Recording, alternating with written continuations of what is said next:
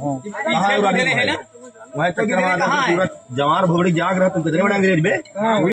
कभी आपने सोचा है कि अगर भीड़ आपको चोर कह दे और बिना सबूत, बिना सुनवाई आपकी जान ले ले, और जब आप मदद के लिए पुकारें तो लोग बस मोबाइल निकालकर वीडियो बनाते रहे। रायबरेली की इस कहानी ने पूरे देश को हिला दिया है। एक आम हरिओम जिसे लोग चोर समझ बैठे और फिर उसे ऐसी मौत दी कि सुनकर रूह कांप जाए। यह घटना उत्तर प्रदेश के रायबरेली जिले के गदागंज थाना क्षेत्र की है। तारीख सितंबर 2025 की एक रात हरिओम नाम का युवक कहीं जा रहा था, शायद काम से या किसी रिश्तेदार के घर से लौट रहा था। गांव के कुछ लोगों ने उसे देखा और शक हुआ, ये कौन है, ये यहाँ क्या कर रहा है। बिना कुछ पूछे, बिना कुछ जाने लोगों ने उसे पकड़ लिया और फिर शुरू हुआ शक और नफरत का खेल। हरिओम को गांव की नहर के किनारे ले जाया गया। वहां उसे कपड़े उतारने पर मजबूर किया गया, खंबे से बांध दिया गया और फिर बेल्ट, डंडे और लाठियों से पीटना शुरू कर दिया गया। कोई कहता मारो इसे, कोई चिल्लाता ये चोर है, कोई वीडियो बना रहा था, कोई हंस रहा था और कोई उस दर्द को देखकर भी चुप था। हरिओम पूरी रात चीखता रहा, मैं चोर नहीं हूं, भगवान के लिए छोड़ दो, लेकिन वहां इंसानियत मर चुकी थी। जब हरिओम ने जान बचाने के लिए राहुल गांधी का नाम लिया, शायद उसे लगा कि कोई राजनीतिक या मानवीय सहारा मिल जाए, लेकिन तभी किसी ने कहा, हम तो बाबा वाले हैं। ये शब्द सिर्फ एक वाक्य नहीं है, ये दिखाते हैं कि हमारे समाज में धार्मिक राजनीतिक पहचान अब इंसान की जान से भी बड़ी हो गई है। हम तो बाबा वाले हैं, यानी हम उस विचारधारा के हैं जो तुम्हारी नहीं है, और अगर तुम हमारे नहीं तो तुम्हारी जान की कोई कीमत नहीं। सोचिए, क्या यही भारत है जहां सर्वधर्म सद्भाव की बात होती है। अगली सुबह जब वीडियो वायरल हुआ तो पुलिस हरकत में आई। 5 नाम सामने आए, वैभव सिंह, विपिन मौर्य, विजय कुमार, सहदेव पासी और सुरेश कुमार। इन सभी को गिरफ्तार कर लिया गया। पुलिस ने बयान दिया, थाना ऊंचाहार में पंजीकृत मुकदमा अपराध संख्या 389/2025 में हत्या में वांछित व प्रकाश में आए कुल 5 अभियुक्तों क्रमशः वैभव, विपिन, विजय, सहदेव व सुरेश को दिनांक 3/10/2025 को समय करीब 21:45 पर रात में गुलरिया तिराहे के पास से, जो थाना क्षेत्र ऊंचाहार में पड़ता है, गिरफ्तार। मृतक को चोर समझकर पीटा गया। सभी आरोपी जेल भेजे जा रहे हैं, लेकिन क्या यह काफी है?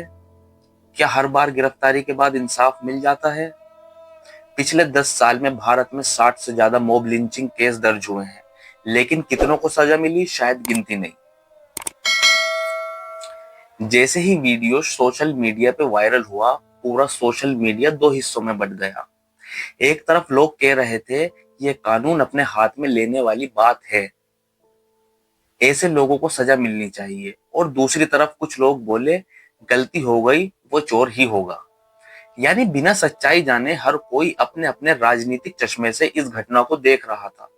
किसी ने कहा इसका दोष राहुल गांधी पर है, किसी ने कहा ये योगी सरकार की असफलता है, लेकिन कोई ये नहीं कह रहा था ये इंसानियत की हार है। अब आते हैं राजनीति पर। हर घटना की तरह इस घटना पर भी राजनीतिक बयानबाजी शुरू हो गई।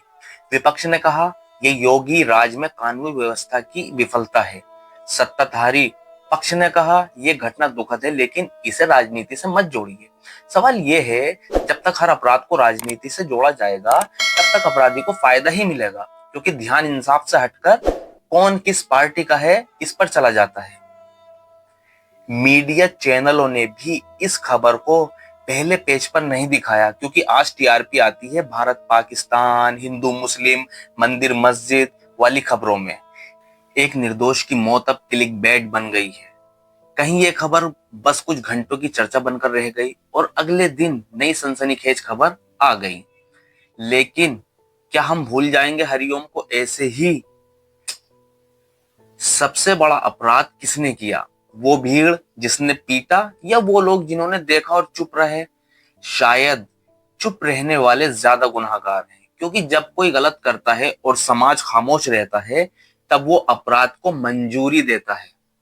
हरिओम की जान इसलिए नहीं गई कि वो चोर था, उसकी जान इसलिए गई क्योंकि लोग भीड़ में इंसान बनना भूल गए। सोचिए अगर उस रात किसी एक ने आगे बढ़कर कहा होता रुको पहले पुलिस को बुलाओ, तो शायद आज हरिओम जिंदा होता। हरिओम की चीख सिर्फ उस नहर के किनारे नहीं बल्कि पूरे हिंदुस्तान के दिल में गूंज रही है। और अगर हमने अब भी कुछ नहीं सीखा तो अगला हरिओम आपके और हमारे मोहल्ले से निकलेगा। हरिओम के परिवार ने न्याय की मांग की है, लेकिन असली न्याय तभी होगा जब देश में कोई भी भीड़ को ये हिम्मत न हो कि वो किसी को चोर कहकर जान ले ले। हमें कानून पर भरोसा करना होगा, हमें भीड़ नहीं कानून का देश बनाना होगा। और हमें ये याद रखना होगा कि धर्म, जाति, राजनीति से पहले हम सब इंसान हैं। हरिओम अब इस दुनिया में नहीं है, लेकिन उसकी आखिरी पुकार आज भी हमारे कानों में है। अगर आप चाहते हैं कि इंसाफ मिले तो इस वीडियो को जरूर शेयर करें ताकि हर घर तक ये संदेश पहुंचे, भीड़ का नहीं इंसाफ का राज होना चाहिए। कमेंट में लिखिए जस्टिस फॉर हरिओम। और अगर आप भी मानते हैं कि इंसानियत सबसे बड़ा धर्म है तो इस वीडियो को एक आवाज बनाइए। मैं हूं आसिफ और आप देख रहे हैं आसिफ शो। और मेरा सवाल वही है, क्या हम इंसान हैं